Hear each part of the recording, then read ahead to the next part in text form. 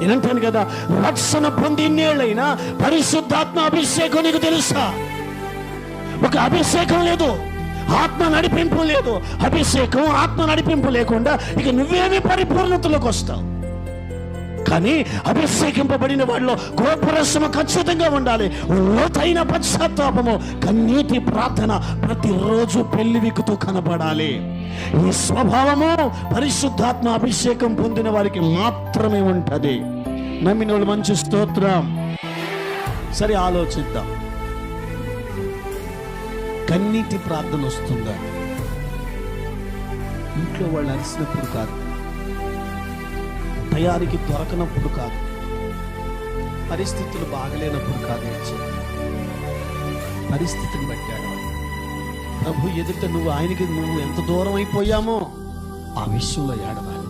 దైవ చిత్తానుసారం